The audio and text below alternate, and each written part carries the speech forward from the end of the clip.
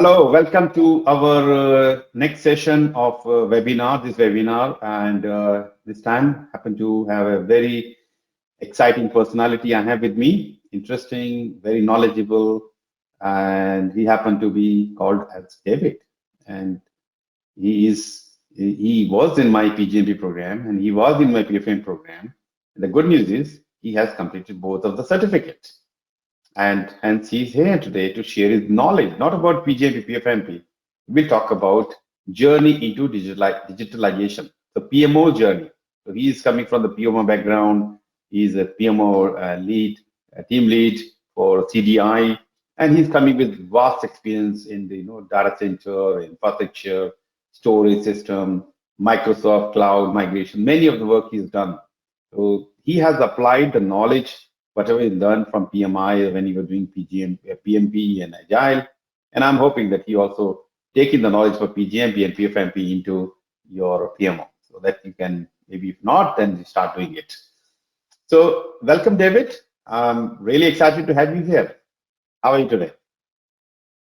Hey, Dharam, thank you very much for having me. I'm doing good. I'm doing good. Yeah, Dharam has been a great mentor for both PgMP and PfMP. And to answer his question, yes, I have applied some of what I've learned thus far into my team and into the organization that I currently work at. So, and thank you for having me for this webinar. I'm looking forward to a wonderful discussion with you. Definitely.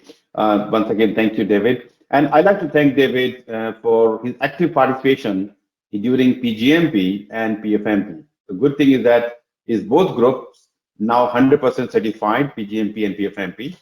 And yes, everybody was smart and equally great. But it's not only them, but also he was the one who continued, even though he completed his PgMP in October last year.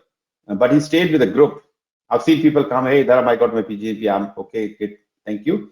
But David stayed, continued with the group, other three people, and he continued to meet with them, even though he don't have to.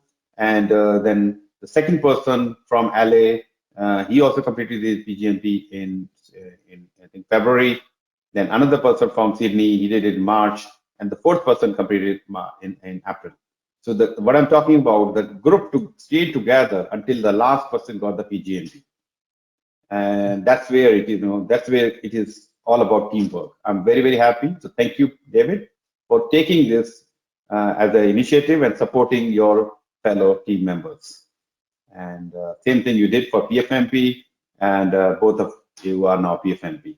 So I'm very happy. Not only you got PgMP and PfMP, but other people also got it. So yeah, that's what I like in the group mentoring program, where we build a team and continue the team until all get the certificate. Fantastic. So you completed the PgMP. Yeah. Go ahead, sorry.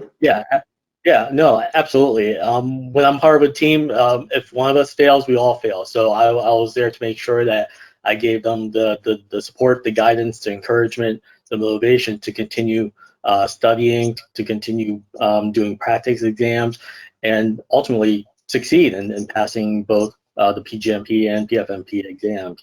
I'm a person where I'm not going to let you fall behind. I'm going to help you. I'm going to carry you through the weeds, and we're going to accomplish this journey together. So that's my mentality, and I take that very seriously with my team at work and with any team that I'm a part of.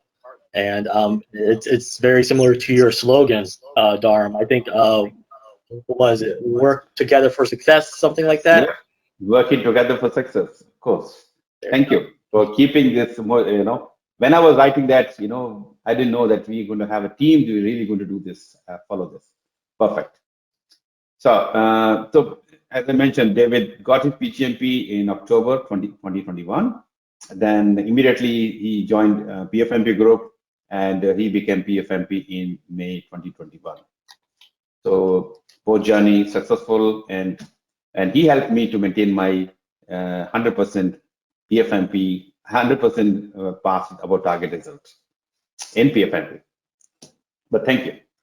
So today, yes, we will touch base if required. Somebody asking question about PgMP PfMP. We'll talk about PgMP PfMP a little later. But focus is not on that. The focus is on your experience as the PMO lead and you're working in some of the transformation, digital transformation, learning from that. And I know many people are joining just to learn about that. They don't care about PgMP. They're caring about how can I take my organization or PMO and making them 100% or more agile and more digital transformed. So that's why today's topic is all about. Okay. And the people who are interested to learn about PgMP PfMP, I did share a couple of links on chat. So please feel free to copy them and watch them and learn from them. So I think you will find both the videos, whether it's PgMP PfMP or both. You will learn a lot. One of the video is 1.5 hours. I know it's a lengthy, but I try to cover each and everything, whatever you need to learn from that. And you will probably find me in my different look. The look when I was, in my late 80s. Now I'm young. Yeah, I feel good about that. Okay, so and also this program will give you one PDU, and the good news is we already have approval for the PDU. Last week when I was running with Ren, the PDU was not approved till day before yesterday. But the PDU for this program is already approved. So I will share the PDU code, and you will be able to use it after the webinar. During the webinar, I will give you some time. And people watching this as the recording, you please send me a message. Hey, Dharam, I watched your webinar with David, and please give some feedback as well. I'd love to see the feedback. And also, can you share the PDU code? So that's where it is. You will get the PDU code. You get the PDU code if you watch the video, this webinar in next 1 year. You have to see that today's date is 28th of July 2022, because the PDU code expires after 1 year. So if you have watching in 25 or 26, something like that, or maybe who knows, 2050, somebody is watching that, that PDU code is expired. Anyway, so that's the separate, and I will share it very, very soon. So, and guys, please feel free to ask questions. I do have a couple of questions already from the audience. I will take them later. And whenever you feel like, whatever you feel like, ask the question, relevant topic, of course, whatever topic we're talking today. And if it is related to PgMP, PfMP, and to me, I will try to answer it, or maybe I can ask David to answer some of the questions. Okay. So David, ready? I have a few questions for you. And these are all related to take the journey of about the digital transformation. So, David, what are the main elements that drives the digital transformation? So the main elements that drive digital transformation, there are a number of elements. For example, business processes, culture, customer experience, and changing business requirements and market requirements. So business processes, they're always going to be changing, always going to be adapting throughout your tenure at a company. So you're going to have to understand how those processes are going to impact the drive for digital transformation within your PMO. What technologies are they going with? Things like that. From a culture standpoint, culture plays a huge part in how digital transformation takes place. There might be a CIO or senior management that's pushing for automation, pushing for more AI, pushing for more data analytics, things of that nature. So culture is a huge element that drives digital transformation, and of course, changing business requirements and market outside of the four walls that we operate in. It's a perfect example of the market and the customer experience dictates how we do things within an organization. So I think those are the four key drivers that drives digital transformation within a PMO and within an organization: the business process, the culture, the customer experiences to meet those changing business and market requirements. So, David, if you can take me a little back, when was the time you move your PMO from to the digital transformation, and how it was looking? What was the change happen, if you don't mind? Yeah, sure. Absolutely. So there are plenty of tools out there that will help you manage your projects, that will give you data, or that will show you data. You could put together PowerPoint presentations, and all of that takes a lot of time. I think I read somewhere that just gathering the data, understanding the data, putting together those prezos takes up to 65% of project manager's time. Where now, especially with a lot of data analytics, a lot of AI, a lot of newer applications out there. They do that for you. All you have to do is input the data, and then the programs or applications can go through, perform the analytics, perform the trend, output dashboards, presentations, things of that nature. So I see it as the old school way of project management with just project plans and PowerPoint and Excel spreadsheets to a more holistic, comprehensive project management information system that has all that data in it and can apply AI and data analytics to that information and give you valuable data that you can feed up to the senior management or to your key stakeholders. Fantastic, fantastic. Thank you. And which tool do you use? A particular tool for this, or?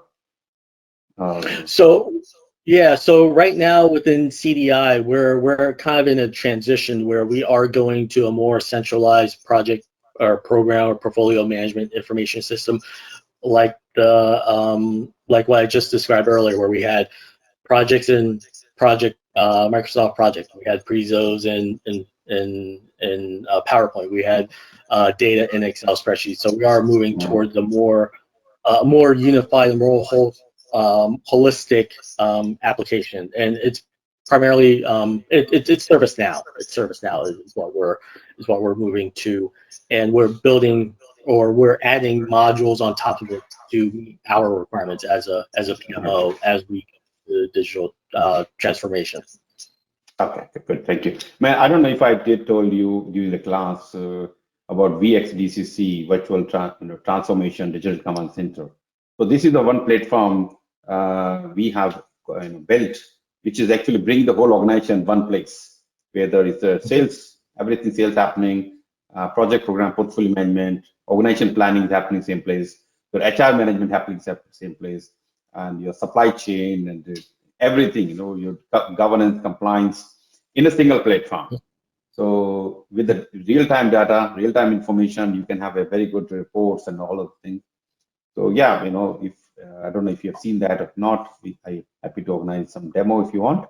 But it's one of the tool platform organization like to have, so that you don't have to worry about many other platforms and other systems to collaborate or bring the data into one place as well. But anyway, so we call it VXDCC. If anybody is looking or interested to know more about it, happy to talk more about it. So please let me know if you are interested. Put your message on a question pad, or maybe send me email later on. I will be happy to talk about that. All right, moving to next question. How can PMO digitalize themselves and evolve to support their organization digital transformation? So first of all, we talk to PMO to digitalize and how they're supporting the whole entire organization to get the digital transformation. Yeah, so that's a great question. So basically, just being resilient and adaptable to what's happening in the organization, being able to react and being able to align with the strategic vision and strategic objectives of the organization, because there are a lot of customers, a lot of executives that have projects that don't really align closely with what the organization values the most and has the most return on investment. So we have to be very adaptable and pivot when we need to pivot. Unfortunately, sometimes projects will have to be canceled or programs will have to be rebaselined. Portfolios, same thing. We may have to cancel projects that are close to being completed because there's a change in strategic vision, there's a change in the strategic objectives of the organization. So we have to be very adaptable, realign, and react. We can plan as much as we want, but we have to be very agile in how we perform our duties and what projects we focus our attention on. Okay, great. I got a question here from audience. What are the 3 critical KPIs for PMO which are not related to project management KPI? You have any idea? Ones we use at the place where I work is one is customer satisfaction. We're always looking to make sure that the customer has a great experience working with us, whether it's from a PMO perspective, from an engineer perspective, or from a sales perspective. So sales and customer satisfaction is a really important one. Okay. Another one is repeat business, because a lot of our business relies on repeat customers coming back because they had a great experience with us. I think I read somewhere it costs twice as more to get a new customer in versus having a repeat customer. So we measured that as. Third critical KPI that we have that's not PMO related. I think those are the 2 main ones that I have.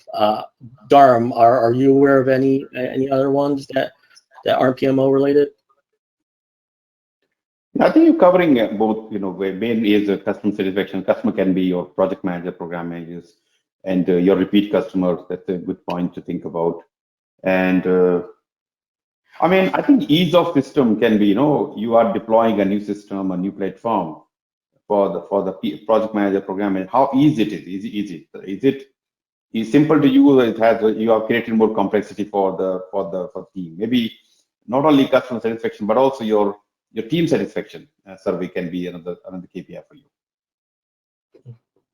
Yeah, that's a great point, and that's why we're moving slowly, or we're transitioning slowly to a more holistic system, because there are a lot of issues with our older platform using multiple applications, and going to one holistic, one all-encompassing project management information system. I think is going to help out hugely. It's going to be a huge time saver if all goes according to plan. But we'll see in the next couple of months. Exactly. I mean, another question from Manish itself.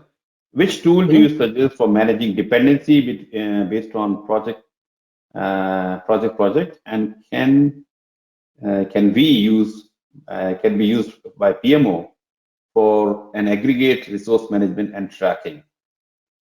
So dependency within the projects and PMO for aggregate purpose, and resource management and tracking. Yeah, for managing dependencies between projects and programs, I'm unfortunately still very old school. I use Microsoft Project to manage all my projects. So that's the tool I use for resource management. Like I indicated before, we use ServiceNow. It does an okay job, but it requires a lot of administrative work, and resource management is always going to be a struggle. I struggled it when I was at my previous job, and now I'm with an organization that has the funds to fix it, but we're still struggling with resource management and tracking and making sure that our engineers are most utilized and billables. I think that's always going to be a struggle. I don't know if there's a secret sauce to making resource management efficient. If you're aware of anything, please let me know, because I'm very interested. Because we've been struggling for a while. I'm not going to lie to you. Resource management is difficult. Actually, I was talking about this particular tool, VXVCC. It has a great, I have not seen such a good way of managing resources, different type of resources, different location, and different rates, and you allocating to different projects and programs. I'm actually talking to one of my students, happened to be from Universal Studio. I don't know if you're listening or not, and he has a complexity around, because Universal Studio being different locations like Orlando and then LA and now in Hong Kong and many other places. So they have local resources. They have some expert coming from different part of the world, They have international resources. And so he was managing two dedicated resources to manage his resources on Excel spreadsheet, which is not a best way to manage. And I think most people realize that Excel is not the best way. It can be up to 10, 15 people, or maybe up to 50. But when your team start becoming bigger and bigger, then it's almost impossible to track everybody. That's all manual as well. But when we talk about VFDCC, a lot of things happen automatically. When your project reach a particular milestone, your HR side is all getting updated, your supply chain also getting updated, and different parts get updated. So, David, I'm happy to talk, and Manish, if you think this is something you're looking for, I can definitely talk to you about that. And not only resource management, but the reporting, because when you report as a portfolio manager, program manager to your senior manager, we need to give them a one single page where they, the managers or C-level people, they can have easy view of what is happening in the entire organization. And then they can drill down to portfolio-wise, drill down to the project-wise, drill down to at the lowest level to figure out what can be the problem, which can fix very easily. Okay, so yeah, I can keep talking about this VFDCC because I have never, because when I start working with this team, I never thought this kind of output I'm going to see. But when I'm seeing this result, I'm very, very happy with this. We have a what you call Formula One, and few other clients, they're trying or using it, and very, very, very happy with this. Anyway, so not about this. And yes, if Manish or anybody else, any idea or they want to more about it, happy to talk about it. Okay, my next question for you, David. What are the critical PMO landscape challenges organizations face in the post-pandemic scenario? We are kind of out of Corona, but it's not fully out because we still see the case. But yes, anyway. So what is changing in the organization? Yeah. Most of the employees at TDI are remote, and it's the lack of the social aspect when you're in the office, going down to someone's office to have a conversation with them, where now we have to see if they're on a call or if they're busy or if they're in a meeting, and working around that. I know we have Microsoft Teams, we have WebEx, we have all these great tools, and it's just very difficult to replace that social aspect when it comes to working remotely all the time in this post-pandemic world. And I don't see it ending. The work at home, I think it's going to continue. I think a lot of employers have that as a benefit, where you can work remotely all the time if you want, or be in a hybrid model, or be on site. There are plenty of advantages and I think disadvantages to all three. But from a post-pandemic scenario for PMO and how we operate, it can be a challenge, but it's also a benefit as well. Like I said, we could hire pretty much anyone in the United States to be part of the PMO team. It doesn't have to be local anymore. We could communicate with them via WebEx or via Teams. We have video conferences. All of that is great. For me personally, I like to see people. I like to be around people. I like to have that social aspect. I like to have those water cooler moments where I'm not just talking with my team or engineers about work. I'm talking about their personal life as well, to get to know them individually. So I think that's critical, especially if we're in this service type industry, to build those relationships. And I feel, from my personal experience, it's hard to do it via WebEx or Teams. Yeah, that's a very big advantage. And organizations start saving money because you don't have to worry about having 3 buildings. Everybody can fit in 1 building, and the rest of the team can be hybrid or or maybe working from home or kind of thing. Yes, there's a disadvantage as well in this model, because the physical look and feel, that's very different. You get the vibes from the person. but now the person is sitting in the across, through the web camera, but you don't get the same feeling. And anyway, so we have to see what is working for the organization, and what else we can do to mitigate such risk. Because if people are not coming every day, maybe once a month you can have a some get together at a particular point, something like that. Mm-hmm. Okay, good, thank you. And yeah, so we have a question. He's saying, okay, just to confirm, we are going to see any framework on PMO's journey into digitalization, or it's going to be more Q&A? So just to let you know, the structure of the webinar is based on the Q&A, and via this Q&A, we try to get the information which help you to learn the journey or whatever topic we have. So via my questions, I'm going to extract as much information as I can through from David, and hopefully that can help you to move yourself, your organization to digital transformation. I hope that that's acceptable to you. We then thought about presenting a slide pack or something, because that I've done it in the past, and it sometimes didn't work out because people say, no, we like to see some interaction. So my approach is to have questions and ask questions and drill the question as much as you can. And what you're doing at the moment, asking questions, which is a great thing. And feel free to keep asking questions, which is, I like to take as many questions as I can. So same way, I have a question from you previously, from the same person, Manish. What should be approach or step for opportunity pipeline tracking and converting it into projects very specifically for internal development strategic projects? Do you have any idea on this?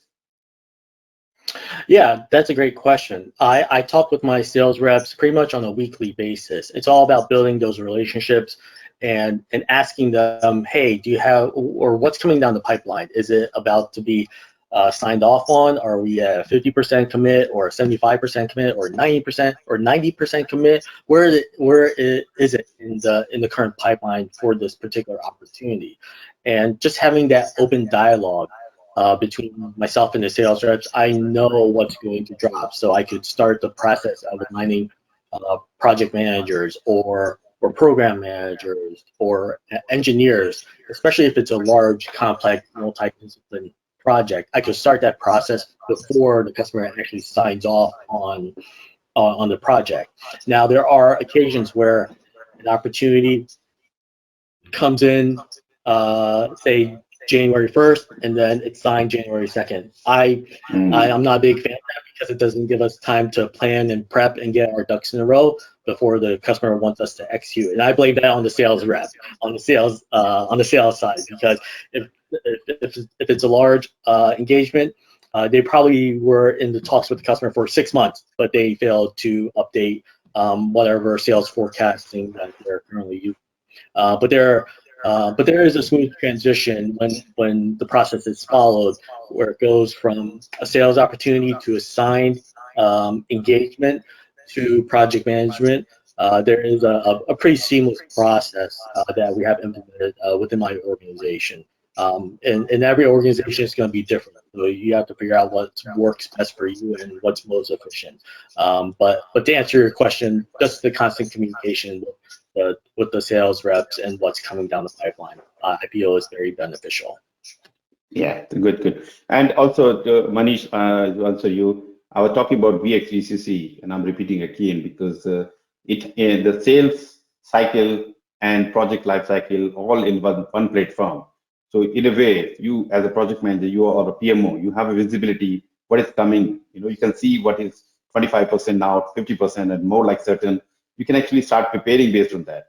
And the same platform, you have HR. The HR can also see that something is coming up. We need to ramp up our team. So, and the problem happens when we have these silos with different systems, different teams. Difficult to see each other's, what is coming in the pipeline. And this way, having everything in one place can give a good visibility to the HR, to the PMO, to the leaders, senior leaders, and to the sales as well. Sales also can see how the projects are performing, how much capability we have. This way, anyway. So if Manish or anybody is interested to know more about it, I will be very excited to talk more about this VXVCC. I have seen this again, but this is the time because we're talking digital transformation, PMO. It is covering the entire, whatever the platform I'm talking again. Okay, I do have another question. When we go everything with digitalization, what are the risks available in this? Please share your experience. So when you're moving to digitalization, what are the risks you think can be there? Yeah, so when you move to digitalized system, I mean, everything is either in the cloud or on-prem, and your connection to that information, it needs to be reliable, there needs to be redundancy, or there needs to be high availability if it's an on-prem solution. We have most of our data in the cloud, but the cloud isn't 100% up all the time. There's going to be downtime for maintenances. There's going to be those instances where there's going to be some unexpected downtimes, and that's the risk we're taking, because we're what's the word I'm looking for? We understand the risk, but we're willing to take those risks. So that's a primary risk that we see. Having all of our data up in the cloud or on-prem and using one system. If there's a bug in that system, it takes everything down. It takes the whole organization down. It takes the business down. But that's a risk we're willing to take. Now we do have built-in redundancy and things like that. So we try to mitigate as much as possible. But there's always going to be that underlying risk that, hey, this could go down and be offline for hours and hours. Knock on wood, it hasn't happened, but it's a possibility. Yeah, actually, I experienced this in real life. A few weeks ago, I was standing in front of I went to the bank, and the bank system was down, and I needed that money urgently, and they cannot give me that money, and I was very upset. Hey, backend, can you do something? No, sir, it's a big amount. We cannot do that. So, yes, we are moving toward that direction. There are few risks and issues. We know that. As an organization, try to find any mitigation. Maybe backup, backhouse system is there, or redundancy is there, or maybe some fallback system is there which can take care of some of the operation work. Okay, good. Thanks for a good question. And thanks, David. And I will come back to other questions, Manish. So let me take my other question. How does a lack of strategic link and change management impact PMO's overall agile and digital transformation performance? Strategic, we talk about strategy all the time. Yeah, we talk about strategy all the time. We talk about the value that PMO brings to the organization and to the customers. And being agile is definitely an important part of it, because like I said before, we're looking to do the right work in the most efficient way possible to get the best return on investment. We need to meet the stakeholders' expectations. And what's the best way to meet their expectations? Do we continue using waterfall, or do we do agile, or do we do a little combination of both? Because at the end of the day, the customer wants their project completed as quickly as possible, at the lowest cost, and we always try to provide that with the best quality as well. So we have to understand what their expectations are, how we're going to execute, and not be stringent upon our method of execution. You also mentioned change management. There are a lot of implementations that my team does for organizations that's very transformative across the organization, and there needs to be upfront communication with all the stakeholders involved, from end users to upper management, to get their buy-in, to understand, hey, we're making your life a lot easier because we're going to be saving X amount of dollar or X amount of time for you to work on other more important things. So getting buy-in from all the stakeholders, addressing their concerns, addressing their issues, goes a long way as well. And that takes a lot of time and effort from the project management team or program management team. Yeah, very nice. Good. Okay. Yes, definitely we need to look at the strategic alignment, and from the change management point of view, change management, we're talking organizational change management, because when you're moving to agile or digital transformation, we need to make sure the entire team is moving toward that direction. They are mentally ready, they're physically ready, they're emotionally ready.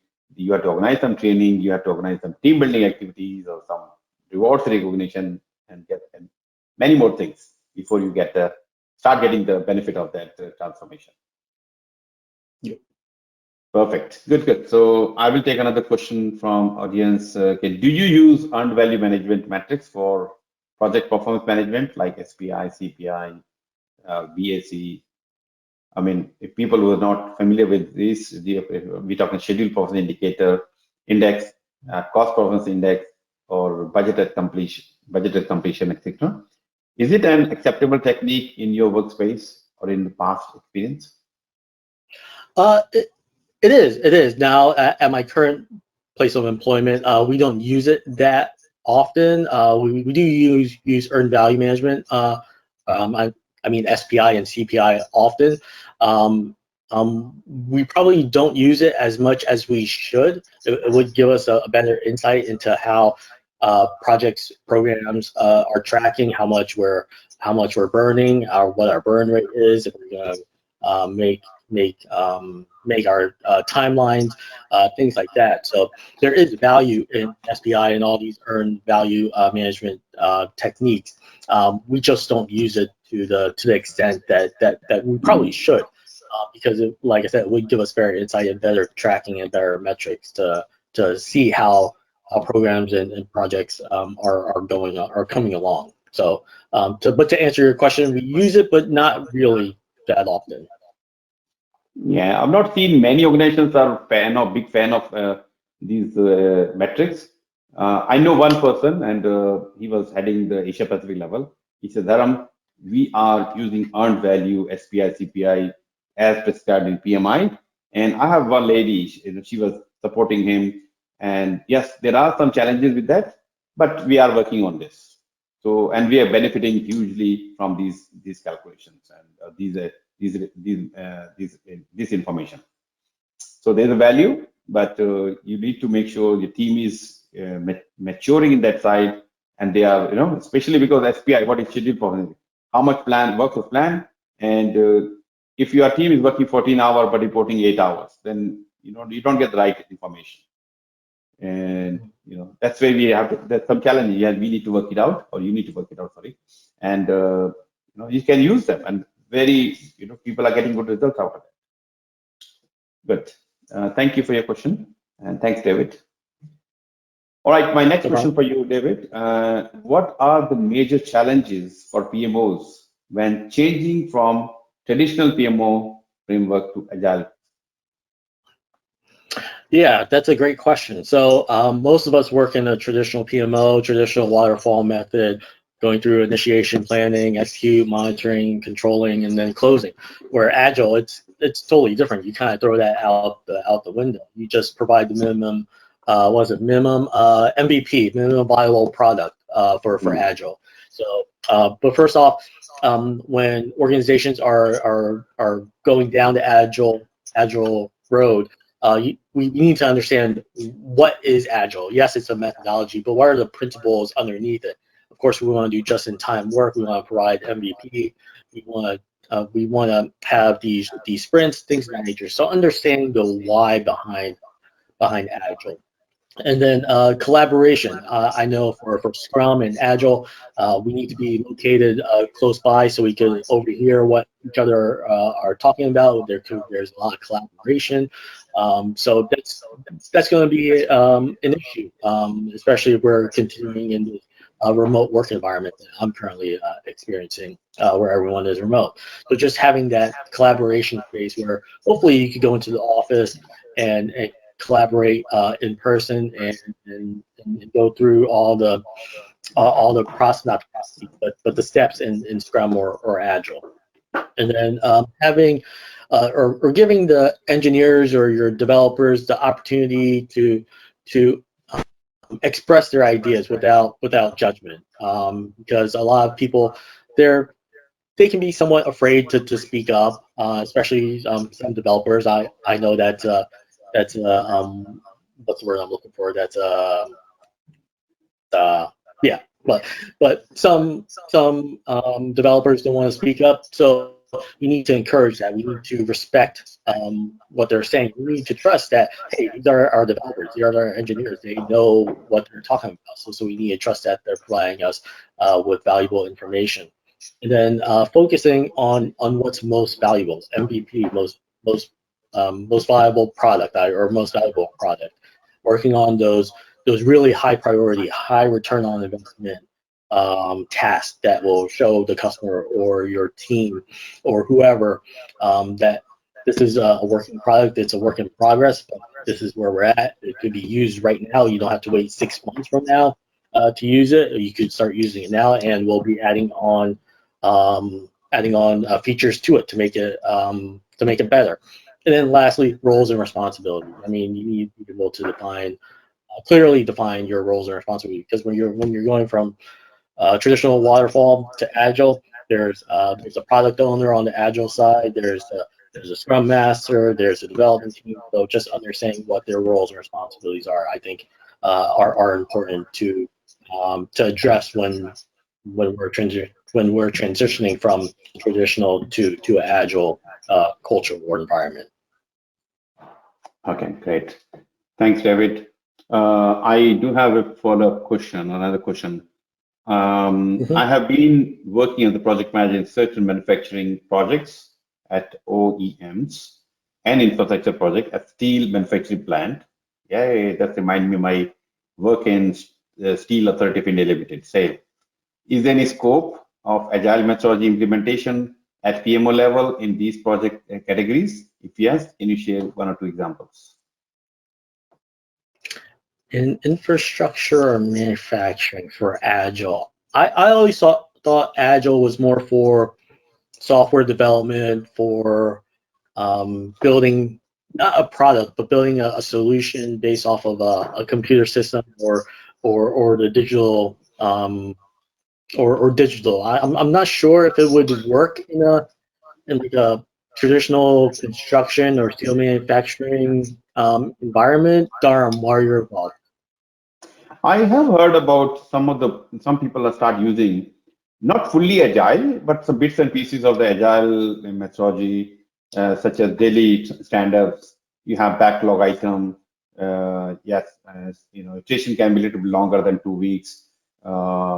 It's not as simple as in a software or a web-based or website development where you can see things easily. But the manufacturing, for example, if you're starting a plant, a steel manufacturing plant, things are happening not just in 2 weeks. It takes longer time. But yes, you can have some portion of agile. As I mentioned, you can have your product backlog. You can have your daily scrums or scrum of scrums. Some of the concept can be applied in even in manufacturing companies. So I don't know if we have answered your question. Yeah. So that's what we can help you. Yeah, I mean, I don't know anything else on that. Okay, I hope this was helpful to you. Okay, so the next question I have, David, for you, and after that I will give you the PDU code as well. How can PMOs mitigate the scenario where planned programs fail due to mediocre implementation? Yeah, so programs fail all the time, and it's basically due to potentially poor leadership, a poor program manager, or things that are outside of the control of the program management team.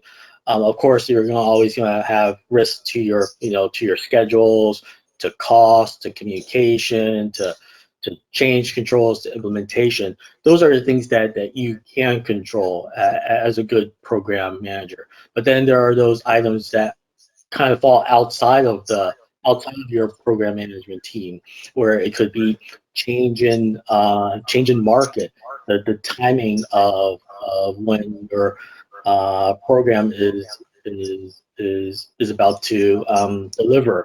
For example, like holiday seasons, we need to be prepped, ready, and prepared before. Seems like it's always moving up October. So if we miss that timeline, it's pretty much over. So those are things that are outside of our control. And maybe it's a change in strategic direction for the organization. Maybe they see valuable, hey, product A is going to be awesome, but then all of a sudden they see product B, and they say, okay, let's stop working on product A and put all of our resources to product B.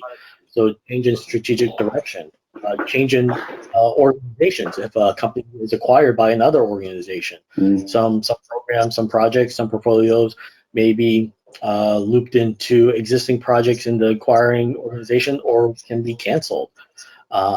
So there are a lot of variables that come into play, not just due to mediocre implementation, but things outside of the program management team's control. And the things that you can control, for example, like I said, risk to schedule, cost, communication. If you do see that there's a potential problem or a potential issue, I say report it immediately, add it to the risk register, communicate it up the chain or whoever needs to be aware of it, so they know that, hey, there's an issue and there's hopefully time to get it resolved. And of course, like I said, upfront, accurate, on-time communication with all your stakeholders. Let everyone know, hey, this is an issue, and how are we going to resolve it?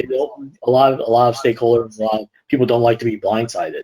I don't like to be blindsided. Let me know as soon as possible that, hey, this is going to happen. It may be a huge risk. It may not be. As long as I'm aware of it and I can kind of help mitigate, I think that goes a long way. Constant communication with stakeholders regarding any potential issue. Yeah. That's really impactful to the program. Not any issue, but the most impactful to the program or portfolio. Yeah. So there are always a project or program where it's not don't follow the full life cycle, or you cut the corners and you try to get the things done fast and you may fail. So as a PMO being a center body where you have visibility to all the project program, if you just rely on their reporting that, hey, they will report the risk or issues, which happen most organizations because you don't have any automated real-time system. If you can get into having a real-time system, which I've been talking again, this real-time system, the VX3CC I'm talking about, the project manager should be updating, of course. Whatever data they're going to put, you will see that. If they don't put it, they will not see that. First of all, you will see that something they're not following, they're not updating the expected risk issue. You can communicate with them directly. Or if they're putting something, or there's a warnings or something that can trigger something for, as a PMO, you take action. You call them, hey, looks like there's some problem coming up in your program based on the trend analysis. So if you have a system, good system which can give you good control, that's something we should be looking into. Nowadays, a lot of good system and AI-based artificial intelligence, a lot of things are there. They can actually start giving you warnings. Hey, this is about to come. This is about to happen. Mr. Project Manager, can you please take care of this? Anyway, so that's what it is. Good. Thank you, David. I have just shared the PDU code on the chat, and all of you can take a note of that. So that this code is now active and is available. You can start using it. So codes identifier I mentioned there, and claim code.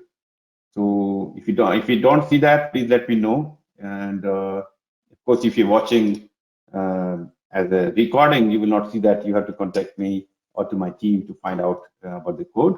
But anyway, the code is available, can be used for next 12 months. So any issue around the code, PDU code, let me know. All right. So David, I have other question. And actually, this question coming from previously provided by one of the register. So he's interested to know. Let me come to my question. Actually, I have it here. How to start journey for PgMP? Maybe because before you answer this question, you will like to start with your PgMP journey, and then you can talk about your PfMP journey, if you don't mind. Yeah, so my PgMP journey started last year, I believe in May. I bought something online to go through the application process because when I was going through it on PMI, I basically was like, I have no idea how to answer this question. So I bought something online. It was $50. I was like, all right, let me give it a shot. And when I submitted the application, I failed. I was like, oh, that's unfortunate. And then I did a little research, and I found Dharam, and Dharam, we jumped on the call. He asked me what I've done thus far in my career, what's the process, or where I'm currently at in the process. I told him that I failed the initial application, and then he said that I should probably look into his mentoring program. I looked into it. I was like, it was a little expensive, but it was well worth it in the end.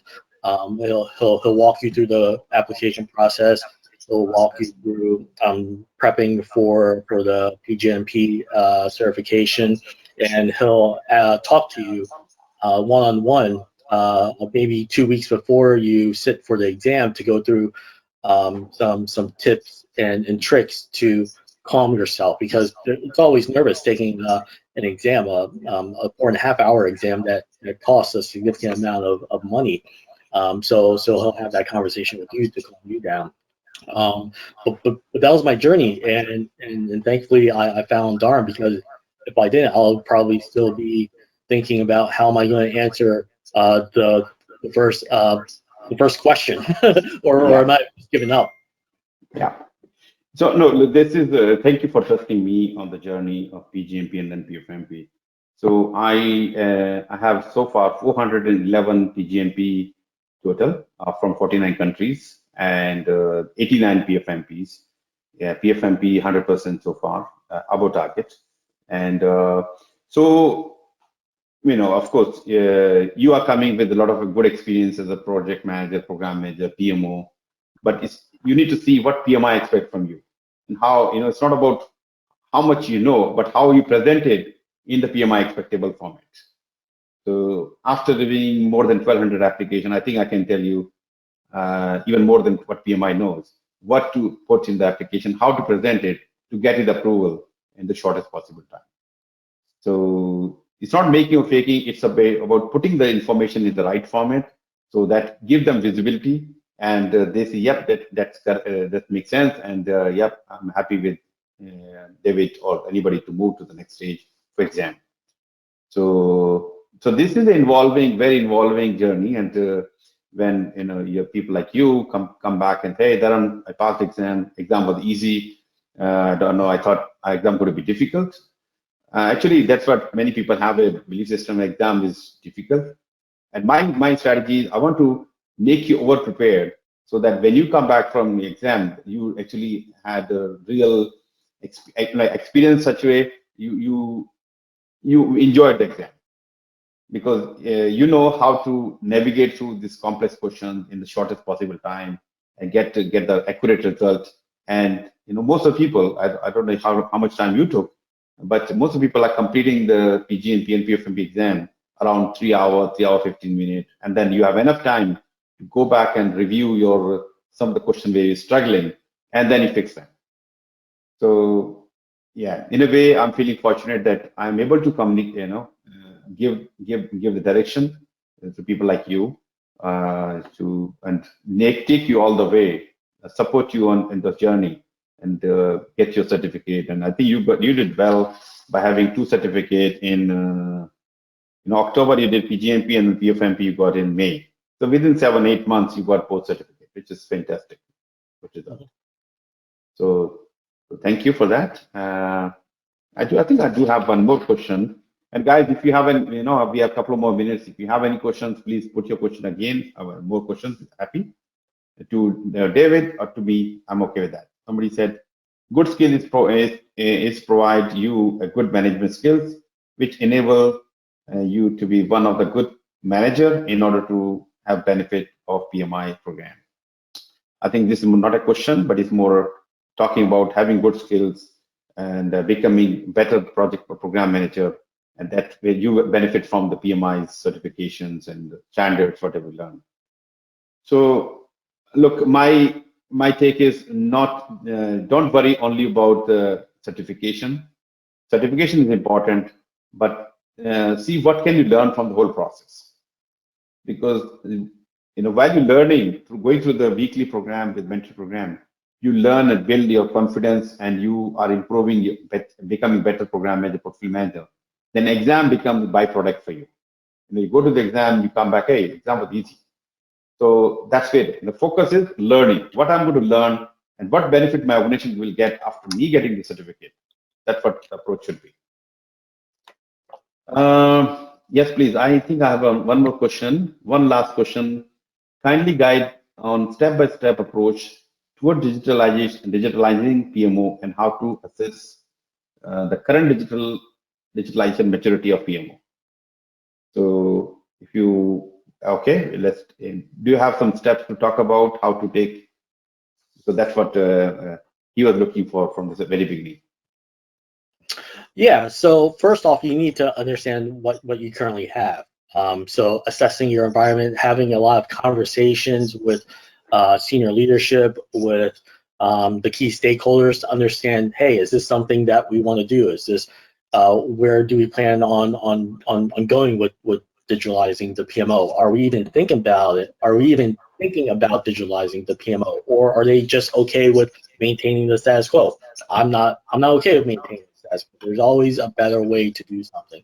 So first you need to figure out what you currently have and kind of get into the heads of senior management and see where they want to go. And then analyze that information. Is it worth your time and effort to digitalize the project management office? Usually it is, because there's going to be a lot of time savings, a lot of efficiencies that you're going to implement, things like that.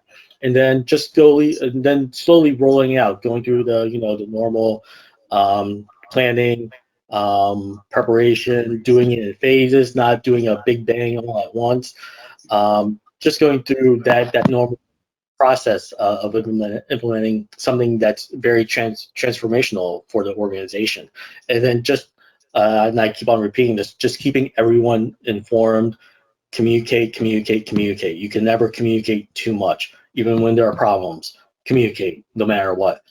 Even if you don't feel like you have to, do it, because someone may have missed the email, someone may have missed the meeting, and they'll be very appreciative, and they'll support your endeavors moving forward. Perfect. Good. I hope you got your answer. And thank you for your asking so many questions, which is great. I like to have this kind of interactive session. It's not only me asking; it can be boring.